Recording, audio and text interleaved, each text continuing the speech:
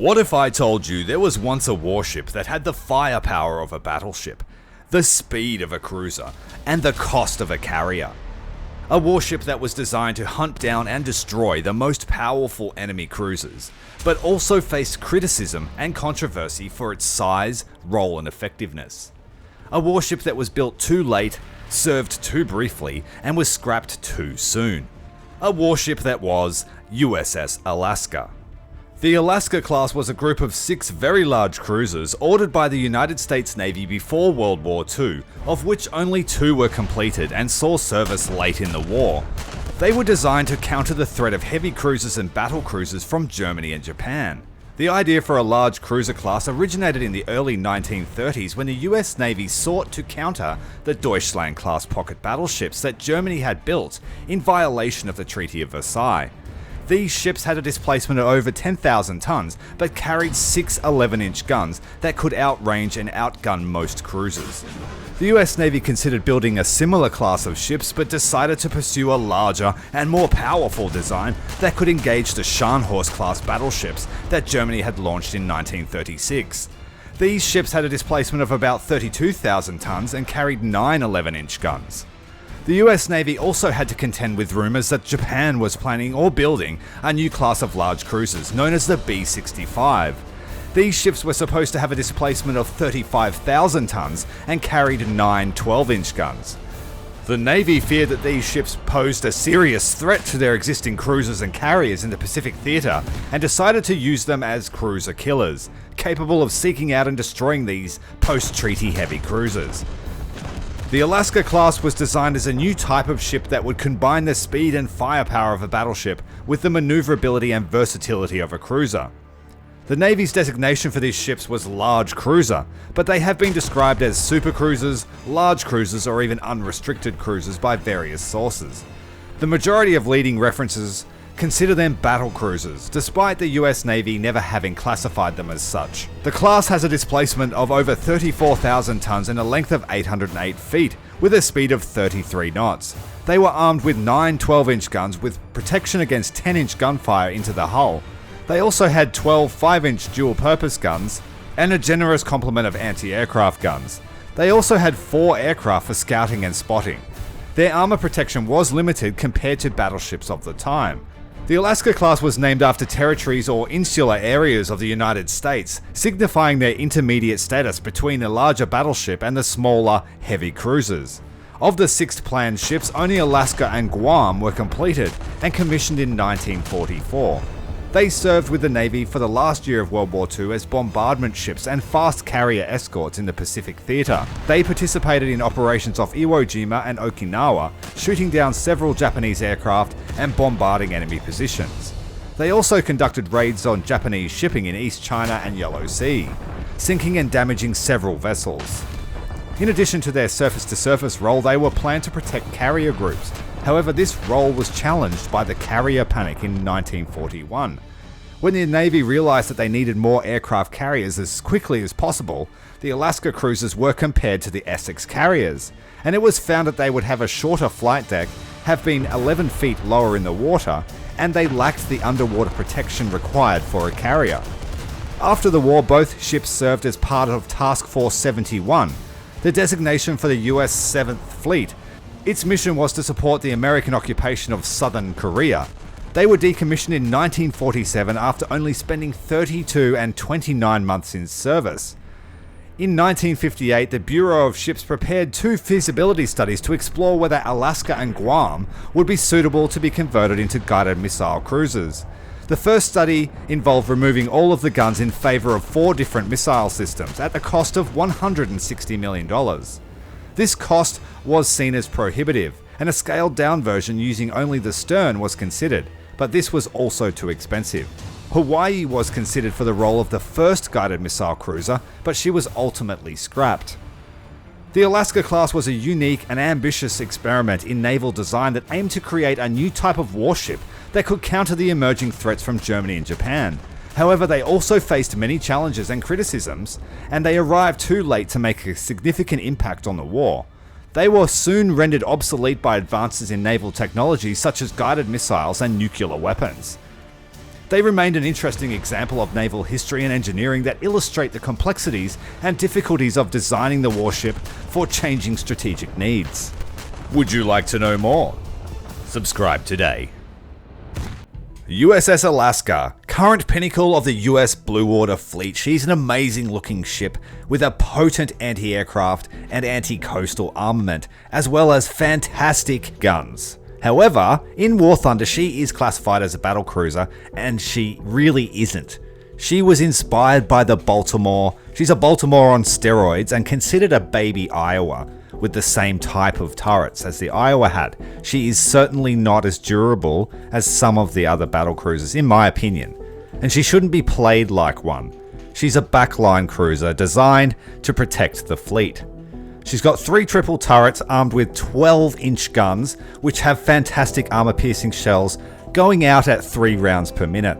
She's got the excellent and reliable American 5-inch 38 Mark 12 cannons. They are fantastic. You've used them in all of your American ships, and they can be relied on. The main thing to note is that she is in the all-or-nothing armor scheme, as typical of later war battleships and battlecruisers, but it's not enough. She's got a 220mm belt at the waterline, but as soon as the waterline starts, it goes downhill from there, going down to a 5-inch protection just underneath the waterline. You don't want to get into a direct confrontation using the Alaska, in my opinion, with other battleships. She's designed to sit at the back of the fleet and use her heavy, super heavy, I should say, armor-piercing shells in a very, very high plunging fire to get into the decks of enemy ships. She's got great deck armor at 100mm deck armor, and at range, that is pretty good protection. However, at close range, you can be annihilated quite easily by anything larger than a 10-inch gun. And the main problem comes from the fact that there is so much ammunition. She has the same sort of status as the Des Moines class heavy cruisers. Lots and lots of ammunition, capable of immense firepower, but very, very squishy. When an Alaska is on the map, I treat them like a Des Moines class heavy cruiser on steroids. I prioritize them because I know they can clap me really hard, but I'm not too concerned that I can't defeat them. Of course, if they're at range, they do have the advantage, and the Alaska likes to fight at an angle. You can tell that by the way that the armor layout on the barbette sits. It's optimized for maximum gun angle, but it doesn't help at close range, like I said. And at the combat ranges that War Thunder happens at, if a captain knows where to shoot you, you will be annihilated fairly soon. It also has a distinct lack of underwater protection, so she is very vulnerable to large torpedoes of about 400 kilos or more, or multiple smaller torpedoes. I've featured a video where I took down the Alaska in 1 or 2 torpedoes. She is very susceptible to that. And so, unfortunately, I have to say that this is the long-range ship, and you should try to sit at the back to take advantage of your benefits at range. The super heavy shells have superior penetration to all 12-inch guns at 10 kilometers or more. And when you compare her to the Kronstadt's shells, you'll notice there is a distinct difference in the range capabilities of those ships.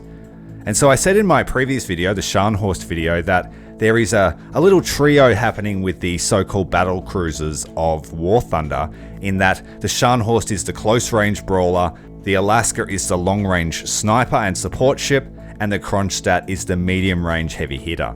You can see here, I do not like the high explosive shell, and it was a bit of a grind to get to the armor piercing shells, but I highly recommend that you prioritize armor piercing when you start to grind the Alaska. Once you have the armor piercing shells, you are a force to be reckoned with, and as long as you prioritize anyone that's firing on you and then pick out the heavy threats within the fleet, you can do exceedingly well in the Alaska. When compared to the Kronstadt's shells here, you can see there is a distinct difference between the range capabilities. At 7.5 kilometers, the Alaska has slightly more penetration than the Kronstadt, and as that range increases, there is a bigger difference, especially at 30-degree angle, which is the typical angle that a shell hits at. It also is a much slower shell, and so at even shorter ranges you're still able to take advantage of plunging fire somewhat. And so Alaska is very good at firing on the waterline, and I've had some amazing ammo rack kills just by prioritizing those waterline hits. I would say that the best firing angle for this ship is the current orientation that you see here, firing behind you, over your shoulder, into your stern quarter. That provides the maximum protection to those forward ammo racks. I should add that Alaska is also the first, or one of the first ships where you can remove ammunition from your stores when going into battle to increase your survivability. Although I'm reluctant to say that it works at this stage. Like, you can visibly see there's less ammo in the magazines. How useful that is, I'm not too sure. The battle length is fairly short, so maybe, hey, take half a load of ammunition and see if you live longer. Let's get into battle. So we're going to take a line towards the enemy carriers, separate to the movement of our own fleet, and see if we can get a good firing position on all of these cruisers that are sitting right here, ready to be milked. Got a couple of battleships on the field, but I'll try and weed out a few of these cruisers. There's one in Cleveland down, nice hit on the ammo rack there. And we'll move on to his partner just behind.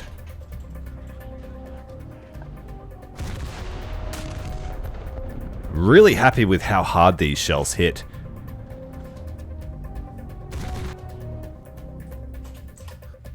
Couple of cruisers, just spreading the damage around to everybody is pretty wise. We'll walk the fire up to him one shot at a time. I find that does lots of damage to ships that are bow on, especially with the armor piercing shells. You can normally hit something pretty squishy. We've had another Helena down, right through the bow into his ammo rack. Beautiful. The fuse is just long enough to get through the long bow of that Helena. And even at the shorter ranges, you've got more plunge than most. Alright, let's fight this battleship. Oh, we'll get the cruiser first, he's not looking at us. I really like the new flooding mechanic, because when these cruisers take a critical hit to their ready rooms now, it puts them into a pretty dangerous situation where they are almost flooding instantly. Taking down one Zhelenskov. Pretty good. All cruisers.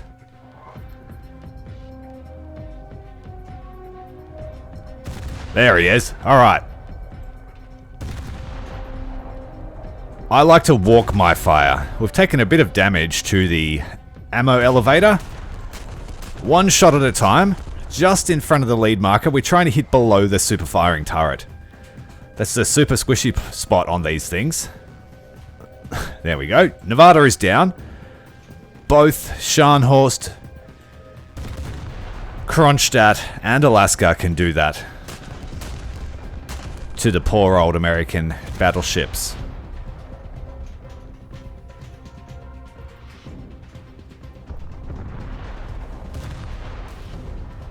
Trying to throw my shells over the shoulder, but playing so passively, like someone's already captured the zone. The enemy tickets are bleeding down, they're not making any attempt to move forward or capture. So as much as I said that this is a backline cruiser, it's hard to be effective in some of these matches, especially the ones with the capture zones. In the circle fights and the encounter maps, most certainly sit at the back. You kind of have to push forward. I don't have a scout plane, so I can't contest either. So in future, I think I'll just keep pushing.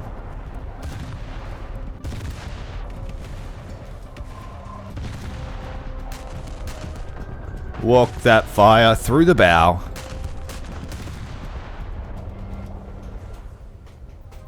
They do lots of crew damage, and having so many AA positions on the ship, you kind of just have to let them die and not repair them, or you bleed a lot of crew. Game over. Right on the bell.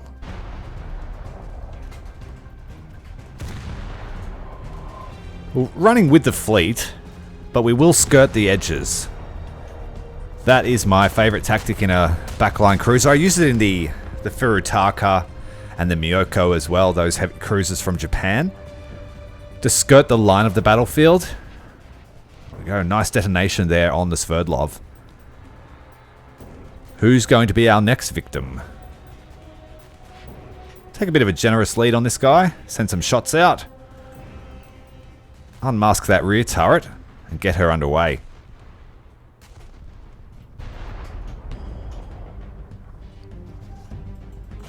This Alaska here is going to hurt us if we're not careful, so we slow right down. His accuracy is a little bit subpar. I've got a few good hits on him so far. But I'm aiming for that super firing ammo rack, because if that ready room blows, so does the rest of the ammo room. Sverdlov is down. We put him in a sorry state.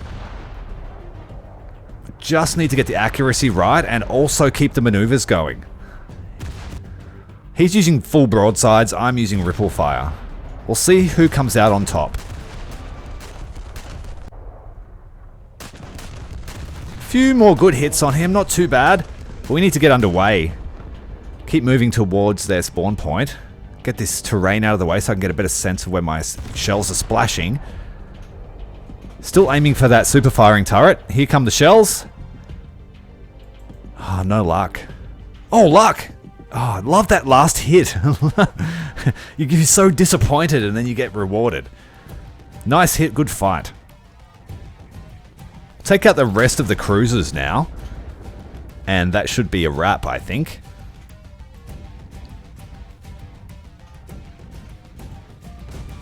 Dodging this shot. He's determined to get revenge with his second Alaska.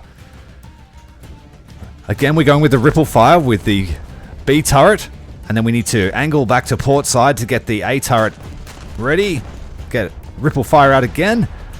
Turn towards his shots. We've lost a lot of our momentum. We need to slow down. Oh, good hits. Oh, we've taken him out. Very good fight. Very good fight. I was at a disadvantage in that position. But his vulnerabilities were more exposed than mine.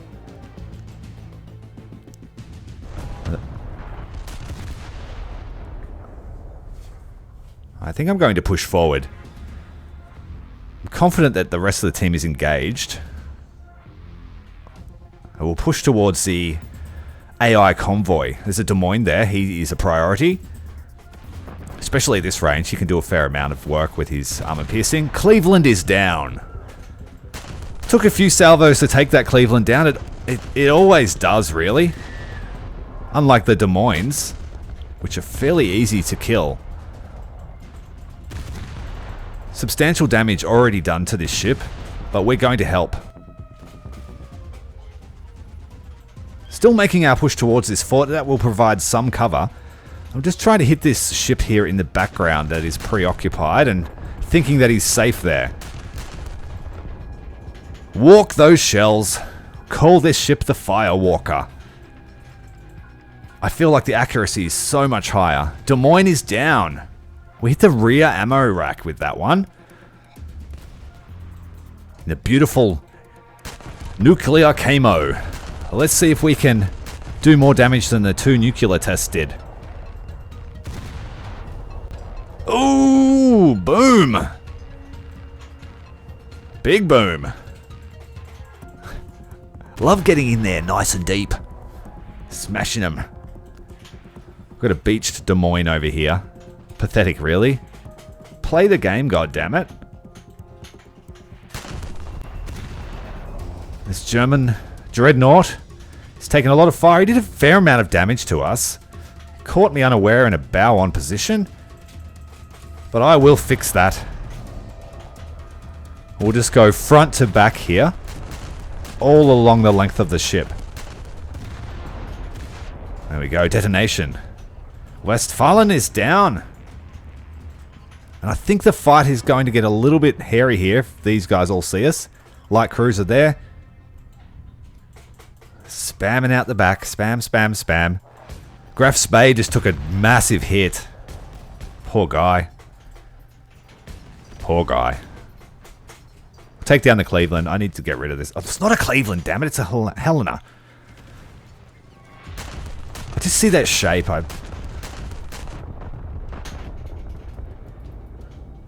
You all know what I mean. It's American light. There we go. All up the length. A little bit too short, though. Need to lob it a little bit further. Oh, here we go. We've got a battle cruiser of the Imperial Japanese Navy. Again, we'll do a back to front wipe this time. Trying to hit amidships all the way to the front turret. Ish, ish, ish, ish, ish. Yes. Very, very nice hit.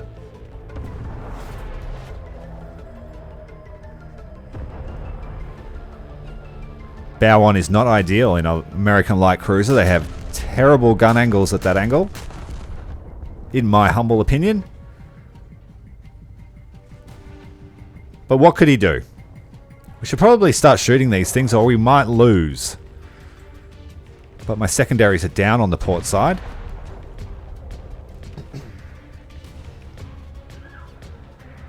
And now I guess we're at the easy part.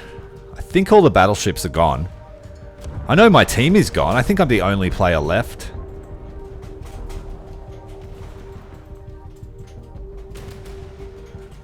Got a bunch of cruisers. No real threats. They are doing a fair amount of damage to us, and I have lost a fair amount of speed, despite going at flank ahead. I think that front compartment is flooded, even though it doesn't say so. Another Helena down!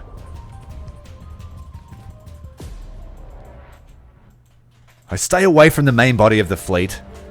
We're going to be aggressive, but we're still going to play as a backline heavy hitter. So we'll go a full broadside here to try and get the element of surprise. And then we'll move to ripple fire with the next reload. He seems to be going backwards. Oh, excellent. Straight into his ammunition of the Fargo. This light cruiser is our next target. Should only take one more salvo. All along the length, making sure to get everything that we can. So far so good, we haven't been spotted yet. This guy has come back, respawning. This guy's sinking below the waves. Send him off one last salvo. Alright, cruiser. Everywhere we see are cruisers. This match I've taken all high explosive to just illustrate how painful the stock grind was. I didn't actually record it when I first got this ship. But let's keep going. It's what, that was what, 15, 16 salvos to take down a light cruiser with high explosive only. So basically, you're just relegated to picking on cruisers because I don't feel like you do enough damage to the battle cruisers and the battleships. And it really just annoys them. If they're already engaged, by all means, attack the battleships and cruisers. The battleships and battle cruisers.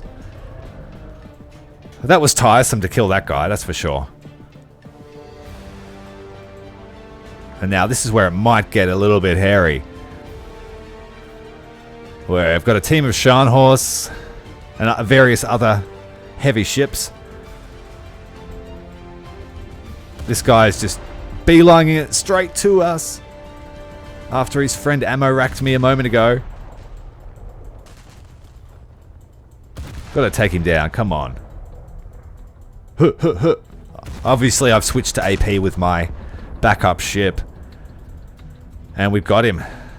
It was a slog, and now we've got 3 more to go.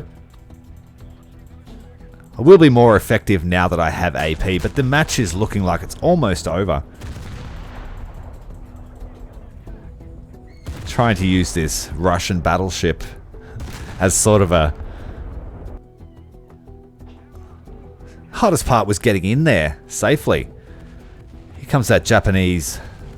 Couldn't see what kind of aircraft it was. He hit the deck pretty quick.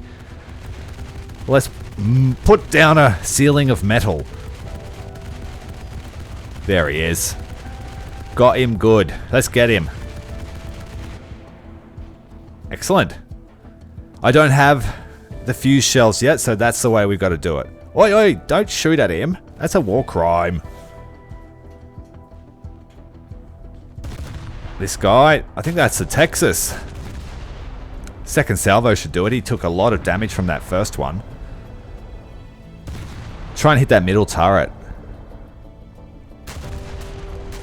Feeding the shells out. It really helps with the reload time, I'm telling you. Success. That middle turret proving to be a reliability. Alright, we'll hit the front runner of this convoy. There we go, Des Moines down. Super squishy, you gotta stay out of fight. I like to prioritize them and Japanese cruisers as they have the long lance torpedoes. They're my first kill on site orders. We'll just go for this Helena here. Ooh, smashing him. Absolutely smashing him. If you get the first shots out in a lot of the time in the Alaska, you can win the fight. But if you don't get the first shots out or they get a critical hit on you, it can be the decisive factor. Japanese battleship close range. We've lost the element of surprise. I was hoping to get him in that first salvo. We did a lot of damage, but now we're at close range and these guns are gonna hurt. We need to get the first shots out. We need to make them count. Alright, sighting it in. Hoping to hit something. His shots are out to this range. Oh, he's hit that. I brought too much ammunition and now we've lost a lot. A lot of stability. We're going bow into the ocean. I do need to stop. Fall back. Damage repair crews on the flooding. Stop the damage teams on the turret. This is going to be a hard fight. He could probably get us the next salvo if we're not careful. Oh. I think being half underwater is really helping us. So we cannot afford to move. It took so long to come to a stop. We just have to try and do as much damage as we can. Reload on the A gun is terrible. These rapid fire 5-inch guns are really proving to be decisive. We're slowly flooding, we're slowly sinking, and we're getting the odd... We got the fore and aft turret back online. B turret... Oh, spoke too soon. Aft turret is now down again. B turret is... I think it's lost all of its ammunition. A turret still got ammunition, but she's flooded, so it's taking forever to reload. Fortunately, I've just been whittling down his ammo elevators, trying to get away his broadside capability. We've got him on the run, but it's a one fight. He's won. We're going to sink. We're just trying to mitigate that and trying to extend our life as long as possible. I'm pretty happy, actually. Like, to get him down to, what, 11% crew so far? We've matched him for damage. He's just not sinking. We are. Catastrophic hit to the bow. When that magazine detonated, just... We could come in for a heavy bomb. Looks like there's a destroyer on Bravo. Destroyer at this battle rating is questionable. Okay, so they're down. We will go for the destroyer. I won't come directly at him though. I'll use the little cave here, just through the Bravo point. I'll try and go through there, and we'll drop these bombs right on him. Whoa, there's a missile contrail. That must be a Bravi. Fortunately, I think we broke the line of sight of the missile, so he would have lost tracking. Alright, let's get him. Through the tunnel, and on we go. Where is he? There, port side. Drop, pull up. Oh, that's some bullshit. I pull.